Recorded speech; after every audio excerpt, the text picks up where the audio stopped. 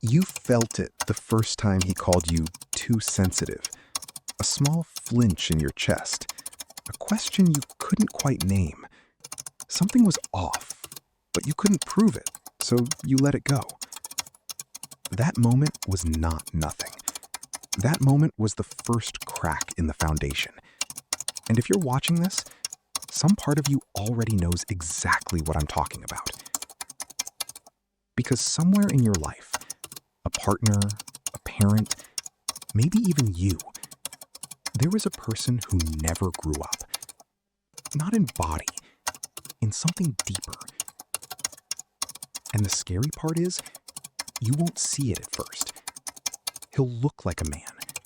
He'll talk like a man. He'll hold down a job, make you laugh, plan a future with you. And underneath all of it, a wounded child is running the entire show. And you are the one paying for it. This is the story of emotional immaturity. And by the end, you may realize it's not just his story. It might be yours too. It doesn't start with cruelty. It starts with silence. Picture a child, alone in a room, asking questions no one answers. Am I loved? Am I safe? Does anyone actually see me? The answer never comes. So the child stops asking. He learns something dangerous and quiet. Needing things gets you nothing but disappointment. Better to need nothing. Better to feel nothing. That child doesn't disappear when he turns 18 or 30 or 50. He just gets a better disguise. He becomes the confident coworker, the charming first date, the man who seems so put together that you assume, surely, he has his emotional life handled too. But maturity isn't a costume you can wear convincingly forever. Eventually, the curtain slips, and what's underneath is not malice. It's terror, wearing a grown man's face. Here is where it turns into something darker than dysfunction. Here is where it becomes a pattern of psychological self-defense. Walls built so early, so instinctively, that he doesn't even know he's hiding behind them. The first wall is blame. If something goes wrong, it was never him. It was you. Too needy, too emotional, too much. Blame isn't cruelty for its own sake. It's armor. Because if he's never at fault, he never has to face the unbearable grief of his own unhealed wounds.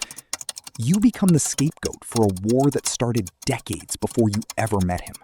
The second wall is denial. He'll tell you he doesn't need anyone, while quietly starving for connection he can't ask for.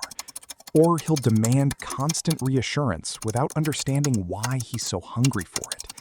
This isn't him lying to you. It's psychological survival, learned in childhood, when showing emotion meant punishment or invisibility. He shut the switch off so long ago, he genuinely doesn't remember how to turn it back on. So he performs, the strong partner, the unshakable rock. And somewhere far beneath that performance, a small voice is still screaming, "Please don't leave. Please don't make me feel small again." And no one hears it. Not even. This is where control enters. And control, in the hands of an emotionally immature person, is one of the most dangerous forms of dark psychology. Because it doesn't look like danger. It looks like love. He needs to know where you are. He needs every disagreement resolved his way. He reads your independence as betrayal, your need for space as the beginning of the end. To you, it feels suffocating. To him, it feels like survival. Because uncertainty isn't uncomfortable for him. It's existential. He is not trying to dominate you. He is trying to outrun a fear so old, he can't even name its source anymore. And this is exactly why relationships become the place where all of this surfaces. Your relationship isn't just your relationship. It's a stage. And on it, Every unmet childhood need finally gets to perform, using you as the unwitting cast. You try to talk calmly. He hears an attack. You ask for space. He hears abandonment. You're not arguing about the dishes or the missed call or the comment he made at dinner. You are arguing with a wound that has nothing to do with you and everything to do with you because you're the one standing in front of it. To him, love itself can feel like danger. Vulnerability feels like exposure. So he gives you the performance of intimacy instead. The dates, the gifts, the laughter.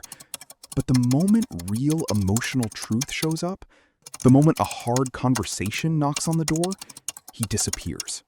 He retreats. He lashes out. He shuts down completely. Because true intimacy requires staying. Staying in discomfort. Staying in the uncomfortable middle of a hard truth. And staying was never modeled for him. Not once. Then comes the cycle that breaks hearts the most. Idealization, followed by devaluation. At first, you are perfect. The soulmate. The answer to everything he's been searching for. But the instant you disappoint him, set a boundary, show a flaw, simply act human, you become the enemy. Admiration curdles into resentment overnight. This isn't love evolving naturally. This is black and white thinking. The emotional fingerprint of someone who never developed the capacity to hold complexity. In his internal world, there is no room for nuance. Here's the part that should unsettle you the most. Most of them don't know they're doing this.